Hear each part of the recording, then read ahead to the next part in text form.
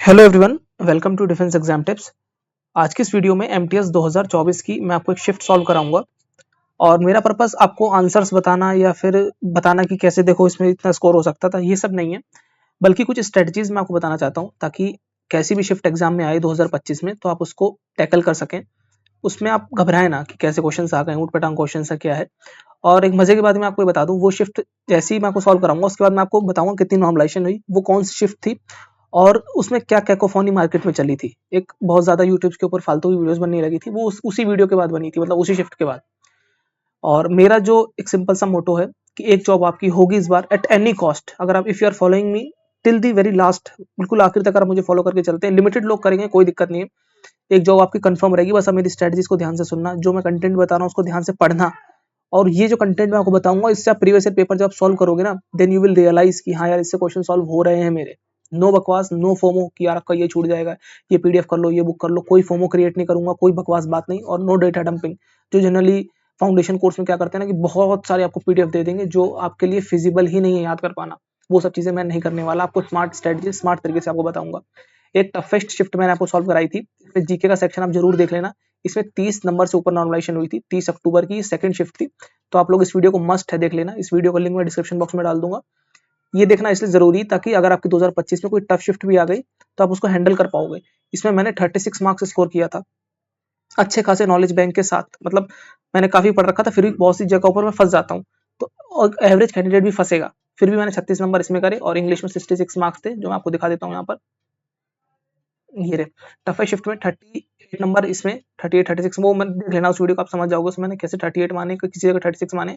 और 66 नंबर इसमें 104 नंबर का रॉ स्कोर आया था। आफ्टर नॉर्मलाइजेशन 134 का स्कोर बन रहा था। टफेस्ट शिफ्ट की बात कर रहे हैं। चलिए स्टार्ट करते हैं आज की जो सेक्शन हम लोग सॉल्व करेंगे, आज की जो शिफ्ट सॉल्व करेंगे उसके बारे में मैं आपको बताऊंगा। तो हम लोग स्टार्ट करते हैं, just a second, let me start and here we go. ये जीएस का सेक्शन हम लोग यहाँ पे सॉल्व करेंगे। और ये जो मोबाइल नंबर आपको यहाँ पे मेंशन हो रखा है, ये ऐसे ही डाल रखा है मैंने, तो उस पर आप ट्राई वगैरह मत करना, काम काम आप परेशान होंगे। तो लेट अस स्टार्ट। ये 30 सितंबर की पहली शिफ्ट है, मतलब जिस दिन पहले दिन एग्जाम हुआ था ना, ये तभी की शिफ्ट है। और क्या इसमें एवरेज नॉर्मलाइजेशन रहा था वो मैं आगे आपको बता दूंगा। पहली शिफ्ट है, ठीक है, जब एमटीएस एग्जाम स्टार्ट हुआ 2024 का। पहला क्वेश्चन देखते हैं। मानसवारणम जो है सबसे वेटेस्ट प्लेस है भारत का। हाँ बिल्कुल है, अभी रिसेंटली बदल गया, लेकिन अभी तक जब ये सवाल बना तब तक वही था। ठीक है, वेटेस्ट प्लेस है, मेघालय स्टेट में पड़ता है, बिल्कुल सही बात है, इजी क्वेश्चन है, पहली बार मैंने कर दिया, आप लोग भी अटेम्प्ट करते चलिए साथ के साथ। फंडामेंटल ड्यूटीज जो 51 में दे रखी हैं, जो 11 ड्यूटीज हमको कह रखी करने के लिए 1976 में ऐड हुई थी, तो कौन कौन सी है, मतलब वो किस पार्ट में फॉल करती हैं, कौन कौन सी है तो आपको याद होगा किस पार्ट में। अब आप लोग इसमें कंफ्यूज हो सकते हो, ठीक है, ये 6 लिखा हुआ है, ठीक है, थोड़ा कंफ्यूज मत होना इसमें। 4 में दे रखी है, अगर यहाँ पर पार्ट 4 दिया रहता तो भी बच्चे कैंडिडेट कंफ्यूज हो सकते थे। पार्ट 4 में क्या है, डीपीएसपी कितने लैंड बॉर्डर शेयर होते हैं भारत से, 6 और 7 में बच्चे कंफ्यूज हो सकते हैं। मतलब ये एब्सोल्यूट डेटा आपको पता होना चाहिए, 7 है, ठीक है। अफगानिस्तान को भी मानता है हिंदुस्तान।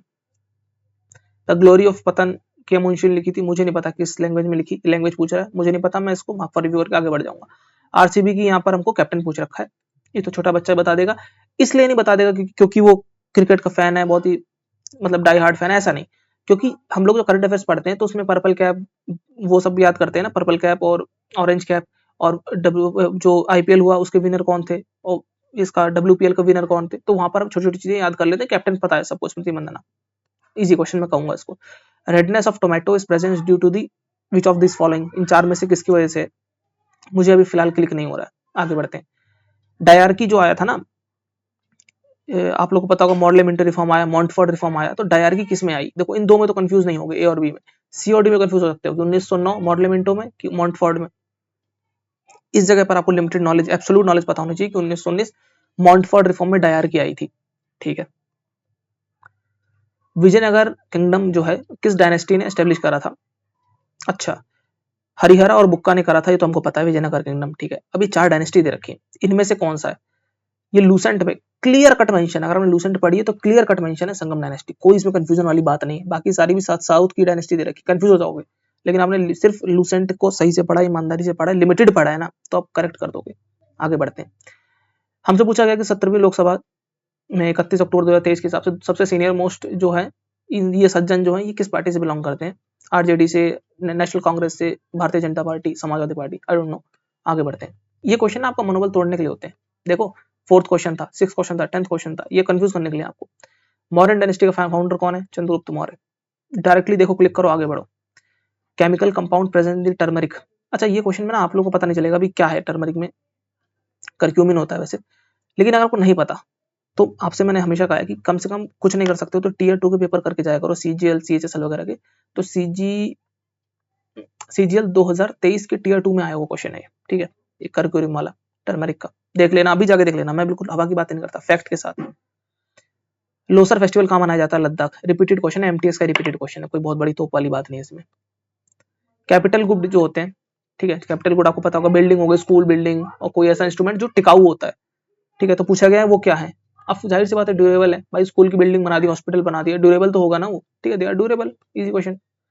ये देखो 4th ऑप्शन देखो, दे आर इनएक्सपेंसिव, भाई सब महंगे होते हैं वो, कैपिटल गुड में ज्यादा पैसा लगता है। पंजाब ने लेजिस्लेटिव काउंसिल कब कैंसिल करी? मैंने पिछली वीडियो आपको बताया था ना, आपको अगर आप मेरे साथ रेगुलर सब्सक्राइबर हैं आपको पता होगा, ये वाली चीज मैंने मेंशन करी थी, और उसका आंसर ही मुझे पता है कि 1 जनवरी 1970 है, लेकिन मैं टिक नहीं करूंगा क्योंकि एग्जाम में मुझे नहीं आता। आगे बढ़ते हैं, मार्क फॉर रिव्यू कर देता हूँ। मार्क फॉर रिव्यू भी नहीं करूंगा मैं, इसको क्लियर ही कर दूंगा, मैं इसको अटेम्प्ट ही नहीं करूंगा भाई साहब, इतना रिस्क है इसमें, मैं नहीं करने वाला। दादा भाई नौरोजी ने कौन सी बुक लिखी है? एक तो ड्रेन वेल्थ की थ्योरी दी थी इन्होंने, और पॉवर्टी अन ब्रिटिश रूल, ये 2022 का क्वेश्चन है, और यह है आपका 16 अक्टूबर की शिफ्ट का है ये शायद, नहीं 16 जून की शिफ्ट में आया हुआ क्वेश्चन, आप लोग देख लेना, 16 जून की 3rd शिफ्ट का क्वेश्चन है एग्जैक्टली, मुझे पता है इसका, पॉवर्टी एंड ब्रिटिश रूल, दादा भाई नौरोजी। गो थ्रू होता रहता हूँ तो इससे रिकॉल हो जाता है कि पित्ताडूरा जो है शाहजहां के टाइम में जो ताजमहल वगैरह बनवाया था, डिजाइन होती है ऐसे ना, रंगोली मतलब डिजाइन टाइप की होती है, आप लोग देख लेना इसको, और पढ़ा भी होगा, ये आपको लूसेंट ने मेंशन भी है, और बहुत ही स्टैंडर्ड क्वेश्चन है। पित्ताडूरा जो है ना डिजाइन होता है, मुगल के टाइम पे आया था। तो वॉल को डिजाइन करने की, ये फ्लोरल डिजाइन बनाते थे, फूलों का डिजाइन, एक कलियां टाइप की बनाई जाती है ना, बेल टाइप की बनाते थे, बेल आप समझ पा रहे हो, समझ रहे हो, जो बेल होती है ना फूलों की, वैसे ना एक बेल बनाई जाती है, तो उसको पित्ताडूरा कहा जाता है, जिसमें दीवारों पर बनाया जाता था, जालियां जो बनाई जाती थी, ठीक है, अगर आपने कभी देखा हो तो वहां पर ऐसे बनता है जनरली। नेक्स्ट क्वेश्चन है कि सबसे मिनिमम लिटरेसी रेट कहाँ पर है यूटी में? मैक्सिमम, मिनिमम, मैक्सिमम आपको पता होगी, मिनिमम भी पता होनी चाहिए, मैक्सिमम मिनिमम दोनों लिखी हुई है यहाँ पर, तो कंफ्यूजन नहीं होना। Dadra Nagar Haveli minimum literacy rate, easy question, इसके तो रट्टे लगा के जाओगे भाई साहब, एक पेज के नोट्स होते हैं बस सेंसस के, अगर आ गया तो ये फ्री हिट है। रबी सीजन जो है अक्टूबर नवंबर में स्टार्ट होता है, मतलब रबी सीजन जिसमें गेहूं की बुआई होती है, ठीक है, बिल्कुल जो ग्रामीण पृष्ठभूमि से आते हैं उन्हें पता होगा, गेहूं की बुआई होती है, कब करते हैं वो लोग? चैत के महीने में काटा जाता है, कब आता है? मई जून में, सॉरी मई जून नहीं, मार्च अप्रैल में, ठीक है, मार्च अप्रैल में होता है, मैं फ्लो में बोल गया, मई जून मार्च अप्रैल इसका होगा, मतलब जब चैत काटा जाता है ना तब। रिलेट कर पा रहे हैं लोग, जिन लोगों को नहीं पता वो स्टैंडर्ड भी याद कर सकते हैं, खरीफ कब होता है, धान की फसल की बुआई कब होती है, कटाई कब होती है, वो धान की फसल कटने के बाद फिर रबी सीजन के जो क्रॉप्स होते हैं उनको बोया जाता है, फिर उनकी काटा जाता है, उनको मार्च अप्रैल में पक जाते हैं गेहूं। एनीवेज आगे बढ़ते हैं। फार्मेसी अमेंडमेंट बिल 2023 लोकसभा में इंट्रोड्यूस करा गया, अमेंडमेंट करा गया, किस बिल का अमेंडमेंट किया गया ये पूछ रहा है। फार्मेसी अमेंडमेंट बिल 2023 जो है उसको अमेंड करा गया, कब अमेंड किया गया? अच्छा, इस क्वेश्चन में मैंने आपको ट्रिक बता रखी है, जब ऐसे न्यूमेरिकल वैल्यूज आ जाए ना तो इसमें ट्रिक लगती है, मैं अभी आगे आपको बताऊंगा वो ट्रिक क्या है, बताइए, मैंने वो हाईएस्ट वैल्यू उठा के मिडिल वैल्यू ले लो, अभी बताता हूँ। कनक रेले जो है किस डांस फॉर्म से रिलेटेड है? अब मैं इसको इजी क्वेश्चन बोलूँ क्या बोलूँ, अगर आपने प्रीवियस ईयर पेपर थोड़े बहुत भी करे हैं, थोड़े बहुत भी, तो रुक्मणी देवी, रोनाल्डे, ये सब घिसे पिटे नाम है और बार बार आते रहते हैं, मोहिनी अट्टम से इनका डांस से संबंध है, इतनी तो मेहनत करके जाओगे, कम से कम प्रीवियस ईयर तो करके जाओगे, एमटीएस की कर लो, उसमें रिपीटेड क्वेश्चन है। पद्मा अवार्ड की डिक्रीजिंग ऑर्डर में हमको लगाना है, डिक्रीजिंग में, इंक्रीजिंग में नहीं, सबसे बड़ा क्या होता है? पद्म विभूषण, उससे कम भूषण, उससे कम श्री, खत्म। अगर आपको यही पता ना श्री सबसे मिनिमम होता है तो इसी को टिक कर दोगे डायरेक्ट आप लोग, बस उल्टा कंफ्यूज ना हो जाओ, तो इस चक्कर में आप कहीं ये वाला क्लिक कर दो, ऑप्शन नंबर ए, ऐसा नहीं करना, डिक्रीजिंग में लगाना है। इंदौर घराना से किन सज्जन का संबंध है? मुझे नहीं पता, छोड़ो, किसी को पता होगा कर देगा, लेकिन मुझे नहीं पता, एग्जाम बस सब कुछ पढ़ के नहीं जा सकता ना कोई, घरानों में इतने सारे नाम है, रैंडम नाम पूछ लेते हैं। संजय बथुला किससे संबंध रखते हैं? मुझे नहीं पता, लिव इट। सोडियम बाइकार्बोनेट, ये मुझे पता है, इसके रट्टे लगे मुझे, जो आपको पता है बस उतना ही सही से करना है, इतने में सिलेक्शन हो जाएगा, ये बॉटम लाइन है। इंडिया में कूल माउंटेन क्लाइमेट कहाँ मिलता है भाई साहब? नॉर्थ की तरफ मिलता है, वहीं पर पहाड़ है, जम्मू एंड कश्मीर का region, Himachal Pradesh and Himalayan belt पूरी नॉर्दर्न रीजन में। सो 2050 मैंने कर लिया। अब जो क्वेश्चन मैंने मार्क करे इनको जरा देख लेते हैं। द ग्लोरी ऑफ पतन, के मुंशी, क्लिक नहीं हो रहा, लैंग्वेज किस लैंग्वेज से होगा? के मुंशी, ये नाम देखा जाए तो कहाँ का लगता है आपको? वेस्ट बंगाल, मतलब ईस्टर्न साइड, वेस्टर्न साइड, या सदर्न का? क्लिक नहीं हो रहा। लेट अस सी मैंने कितने अटेम्प्ट करे, 18 अटेम्प्ट कर लिए। और मैं अगर एक पेपर देने जाता तो मैं टारगेट लेके जाता कि 20 के ऊपर अटेम्प्ट करूंगा, चलो छोड़ो, इसको छोड़ते हैं फिलहाल। टोमेटो में क्यों लाल कलर है, अगेन मुझे नहीं पता। ये किस पार्टी से बिलोंग करते हैं, ये भी मुझे नहीं पता। 14 क्वेश्चन देखते हैं, ये तो खैर मैंने स्किप ही कर दिया। हाँ, इसको मैं अटेम्प्ट करूंगा। ठीक है, अभी मैंने जल्दीबाजी में डिसीजन नहीं लिया, 4th में 6th में 9th में 14th में 18th पे आया मैं डायरेक्ट। इसमें मैंने जो ट्रिक सीख रखी मैं उस ट्रिक का इस्तेमाल करूंगा। हाईएस्ट वैल्यू 1950 है ना, देखो 50, 47, 48, 49 है ना, तो 50 को हाईएस्ट को मैंने हटा दिया, इसको अबॉलिश कर दिया कि भाई ये नहीं मानूंगा मैं। 47, 48 और 49, इनकी मिडिल वैल्यू क्या होगी 48, इस पर टिक मार दूंगा। ये मैंने देखा एसएससी के बहुत सारे एग्जाम्स में काम करती है ट्रिक। तो ठीक है, तुक्का मारना ही है, तो अब ये तुक्का मार रहा हूँ, अब यहाँ से तुक्का शुरू हो रहा है मेरा। ठीक है, इंदौर घराना मुझे नहीं पता, इन भाई साहब का मुझे नहीं पता किससे संबंध रखते हैं। पंजाब, ठीक है नहीं पता। फिर दोबारा देख रहा हूँ कौन क्वेश्चन को अटेम्प्ट करना है मुझे। देखो यार, ये ऐसा क्वेश्चन है तुक्का नहीं मार सकते, हो सकता है कि आरजेडी क्यों, ये आपको पता है तो नहीं पता है, इफ यू नो, इफ मतलब इधर और वाला हिसाब है। ठीक है, रेड कलर टोमेटो का क्यों होता है, अगेन मुझे नहीं पता। और ये इस जगह में थोड़ा सा गैस मारूंगा एग्जाम में भी, क्योंकि मुझे 20 क्वेश्चन का टारगेट मिनिमम लेके जा रहा हूँ मैं एग्जाम में। ठीक है, तो क्या मुंशी, ठीक है, मैं बंगाली के साथ जाना चाहूंगा। ठीक है, हो सकता है कि गलत हो, सो लेट अस सी। ऐसा होता है एग्जाम में, ऐसा रियल लाइफ में भी होगा। ठीक है, कूल बनने के लिए मैं आपको बता दूं कि ये इसका आंसर है। कूल नहीं बनना, बिल्कुल रियलिटी के साथ चलना, क्योंकि वही आपका एग्जाम में होगा। सो लेट अस सी, मैंने 20 क्वेश्चन अटेम्प्ट करे और देखते हैं क्या रहता है सीन इस बार। Okay, let us see what will be the score, और स्कोर इज 56 मार्क्स। वाओ, एक क्वेश्चन गलत हो गया, कौन सा गलत हुआ, वही वाला। ठीक है, इसका करेक्ट आंसर क्या था, गुजरात।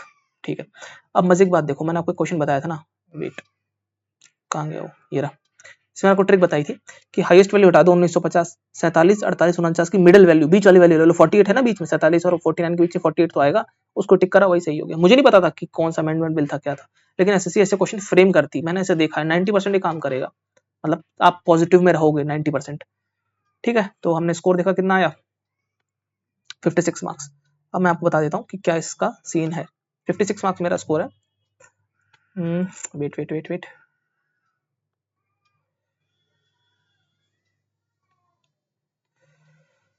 56 मार्क्स मैंने जीएस में स्कोर करा है, और मैं बता दूं ये one of the easiest shift थी, सबसे आसान शिफ्ट थी, सबसे आसान। इसमें एवरेज नॉर्मलाइजेशन 15 नंबर मान के चलते हैं, 56 नंबर इसमें आए हैं। इंग्लिश में देखते हैं कितना स्कोर आएगा, तो मैं सारी दोनों को इंग्लिश वाला स्कोर भी कैलकुलेट करके नॉर्मलाइजेशन के मार्क्स जोड़ के 15 नंबर आपको बता दूंगा ओवरऑल स्कोर कितना आ रहा है। लेकिन मैं जितना मान के चलता हूँ, क्योंकि टफेस्ट शिफ्ट में इंग्लिश में 66 नंबर मैंने स्कोर करे थे, 66 मार्क्स, इतना ही मान के चलते हैं। ठीक है, 122 नंबर यहाँ पर स्कोर बन रहा है, और 15 इसमें और जोड़ देंगे तो लगभग 137 का स्कोर बन जाएगा इसमें, इजिएस्ट शिफ्ट में भी। ठीक है, क्या करा मैंने, सिर्फ कामनेस रखे। अभी इंग्लिश का सॉल्व नहीं करा है, हो सकता है कि 66 से ज्यादा, 66 से भी ज्यादा मार्क्स आ जाए। एवरेज 15 की 10 मान लो, चलो जो भी मानना 10 ही मान लो, फिर भी 127 नंबर बन रहे हैं। इस बार 126 में आराम से जॉब मिल जाएगी एमटीएस की। ठीक है, काम रहे। ठीक है, कामनेस के साथ पेपर को अटेम्प्ट करा। जो स्टैंडर्ड क्वेश्चन थे, केवल स्टैंडर्ड क्वेश्चन को ही अटेम्प्ट करा है। स्टैंडर्ड रिसोर्सेज आए हुए क्वेश्चन, स्टैंडर्ड क्वेश्चन को अटेम्प्ट करा, एंड स्कोर आपके सामने है 56 मार्क्स। आई होप आपको वीडियो पसंद आई होगी। और एक बात बस ध्यान रखना, सब भूल जाओ कि preparing in these boring days, ये जो बोरिंग डेज है ना, अभी नोटिफिकेशन नहीं आई है, अभी पता नहीं कितनी वैकेंसी आएंगी, क्या पता 200 वैकेंसी आ जाए। ठीक है, इतनी तो खैर नहीं आएंगी, ज्यादा ही आएंगे। बच्चे समय सो रहे हैं, लेकिन आप पढ़ रहे हो इन बोरिंग डेज में, बस आप कर दोगे 60 लाख को पीछे। 60 लाख क्या 1 करोड़ ही बैठ जाए, बैठने दो, आपके अंदर इतना कॉन्फिडेंस आ जाएगा ना कि आपने इन बोरिंग डेज में एफर्ट पुट करा है, जो कि लोग नहीं करते। बस इतनी बात ध्यान रखना। नए हो तो चैनल को सब्सक्राइब कर लेना, और इस वीडियो को लाइक कर देना। और कोई डाउट हो तो कमेंट बॉक्स में बात करा करो, आप लोग कमेंट करोगे, मैं आपको रिप्लाई करूंगा। एक उसको इंटरेक्टिव सेशन रखा करो हमेशा वीडियो को, चुप नहीं रहना। और चैनल्स की तरह यहाँ पर माहौल नहीं है डिफेंस एग्जाम टिप्स पे। ठीक है, आपको बिल्कुल रिप्लाई मिलेगा, जो भी आप पूछेंगे, जो आपको एलिजिबल डाउट होगा, मतलब जो ठीक है मुझे समझ आ रहा है कि आप क्या पूछना चाह रहे हो, तो आई विल डेफिनेटली रिप्लाई। मिलते हैं अगली वीडियो में, तब तक के लिए गुड बाय एंड जय हिंद।